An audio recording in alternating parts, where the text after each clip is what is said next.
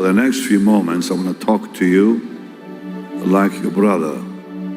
Jim, thank you. My burden today has changed. Yes, I still pray for the sick, but I have two new assignments from heaven. Number one, to strengthen the church. Number two, to prepare the young people for the next move of God. And the Lord has given me the privilege in the last few years to speak to multitudes of young people because of my children's ministry. That is quite remarkable. A lady named Lois Gott. Lois Gott is the wife of Ken Gott in England, in Sunderland, up there in the UK. She's been friends with us for many years, she and her husband. Her father used to work with Smith Wigglesworth. My wife's father used to play piano for Smith Wigglesworth. So we go way back. My wife's family is very well connected with Smith and many of the greats that God used in the UK, like the Jeffrey brothers. My wife's grandmother used to sing for the Jeffrey brothers in the Royal Albert Hall in London. She herself was a very popular singer in England before she was saved. So Lois Gott was in our home in the 80s, and she looked at me and she said, I had a vision of you. And she rarely ever had said those words before or even after. She said, I saw you with white hair. You had all white hair. You walked slower. You looked just about the same, but thousands of young people were in front of you. And I never forgot that. And here it is. It's happening now. And what is so wonderful is I understand that a high percentage of youth with people here are young people. And 80%, we hear 80%, I think we were told, of the population of Kenya now are youth. I was told that by the First Lady. So it seems there's a new generation coming up. And I pray God will use this amazing, look at all the hands, look like that. All the young people wave. Look at this. That's what, 80% or more of this audience? Somewhere there. 90%. And I want to be able to help you, young people, because I believe that I was born at the right time. Like 1952 was the year when God began to raise people like Billy Graham and Catherine Kuhlman and others. And by the time I was saved, they were already very well-known people in the world. And I came about the end of Catherine's ministry because she passed away in 76. And in 1973, only 3 years before, is where I went to her meeting. So for 3 years, I sat under her ministry. Now I can talk about it. People like Oral Roberts was my neighbor for 20 years.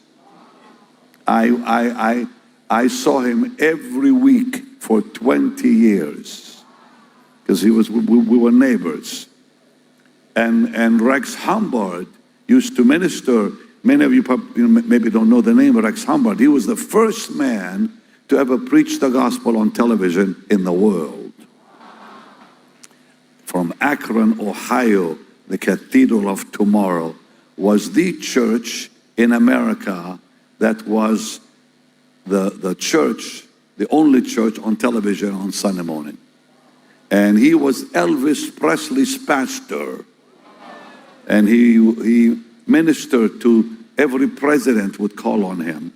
And the three big names in those days in America were Billy Graham, Oral Roberts, Rex Humbard, in that order. And they were dear friends, all of them, to each other. And here, Oral Roberts preached for me and ministered in our crusades. And Rex used to preach every Friday morning in every crusade for years for me, because he would bring the salvation message. And what a precious man of God he was. And he's in heaven today. And many others. Derek Prince, you probably heard the name of Derek Prince. He conducted my engagement party. He was the one who hosted and prayed and ministered when I got engaged. So that's correct. So I met him through the Harlans when I was 26 years old. And he and I took a trip to the Holy Land together. We joined, and before he died, I went to be with him in Jerusalem. So, you know, God has put me in the right place at the right time with the right people of those days. And many others. Have you heard the name Corrie ten Boom? How many heard of Corrie ten Boom? How many have not heard of Corrie ten Boom? Watch her movie, The Hiding Place. Corrie ten Boom, God used her mightily, and people don't believe when I tell them that. When I was 20 years old, I was in her house dancing with her. I danced with Corrie. Amazing. You say, how did you dance with Corrie? Well, I was a part of a group called Shekhinah in Hebrew, or as you say, Shekinah in English. It means glory. It was led by a couple called Merv and Merla Watson. Merla Watson wrote the song, Jehovah Jireh, my provider. You know the song? She wrote it. And I was there in her home when she was working on the song. I most certainly was. Because I thought I was their first Hebrew teacher. I taught them Hebrew. That was it. This is back in the 70s. So they took a group to Europe in 1974. I was one of the kids. And it happened to be that one of my roommates was Corrie ten Boom's nephew. Danilo was his name. And she came in, and we were in Holland. We went from England to Holland, from Holland to Switzerland, 6 weeks. We were on a double-decker bus for 6 weeks, going from cathedral to cathedral, presenting the gospel in song, in mime, and it was a beautiful thing. 66 young people. They had violins and trombones and trumpets and a beautiful choir, which I was a part of. I was one of the singers. Thank God for that. Anyways, and we traveled throughout Europe, and it just happened to be that when I was in one of the homes, that Youth with a Mission, they would put us in all the homes where Youth with a Mission people were there. And it just happened to be in Holland that her nephew was my roommate. So she came in looking for him, and she said, where is Danilo? I said, well, I don't know, he was here a little while ago. And she grabbed I'll never forget this, she grabbed my cheek like that. She squeezed my cheek. She said, where did you get this face? I said, from Israel. She said, Shalom. And then we were invited to go to her home, and she played, all of us, all 66 kids. And they played Jewish music. And we had a big circle of kids, and she was right next to me. And her nephew on the other side of her, dancing in the garden. And that precious woman that we preached on the glove, I'll never forget the message as long as I live. We went to a church in Zeist, Holland, and I heard that precious woman of God teach on surrender to the Lord. And she used the glove. She said, this is you. And then she used her hand. She said, this is the Lord. And then how you have to surrender every finger to Jesus before he can use you. It was a powerful message. And she went through every little bit. Like she said, if you only surrender one finger, the glove is still no good. If you surrender two, it's still no good. And all 5 fingers, she said, must be in there before God can use you. It left an impact on me. So, you know, here I am, 71 years old. These great people are going to heaven. And may I even add, before Cody passed away, she was buried in California, close to where I lived. And her assistant called me to come and see her. So, you know, it's been a wonderful life I've lived.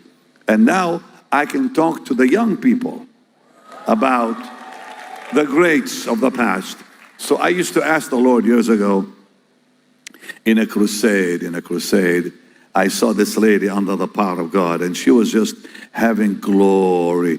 And I said, oh, dear Jesus, how I wish I can be on the floor instead of her now.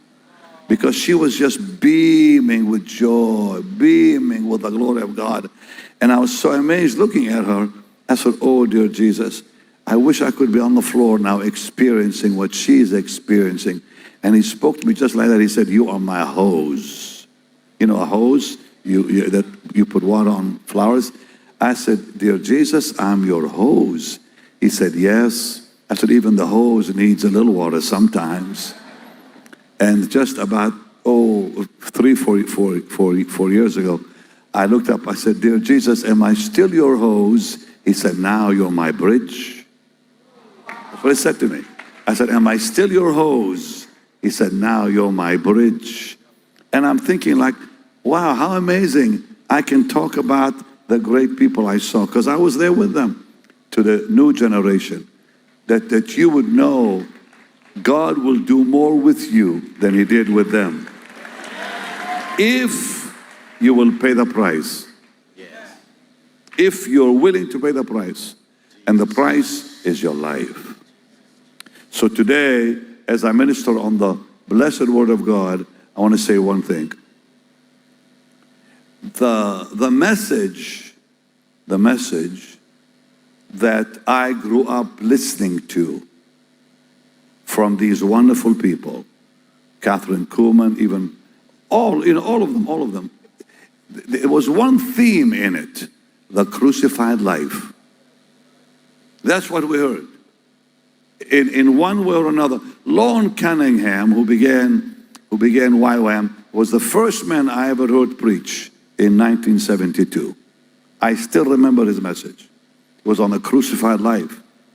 All the greats taught one thing only. They had many messages, but it was one theme, one sermon basically, the crucified life, dying to self. Jesus being all in all. Whenever someone had a problem, all you heard is give it to Jesus. Look to Jesus. Today, the message in America and other parts of the world is a message of hope, but it's not the gospel. It's about feeling good about yourself. You can make it because God is with you. That message does not stand in times of tribulation. It fizzles away. But when you have Jesus, oh, you're on solid grounds, because he is the rock of all ages.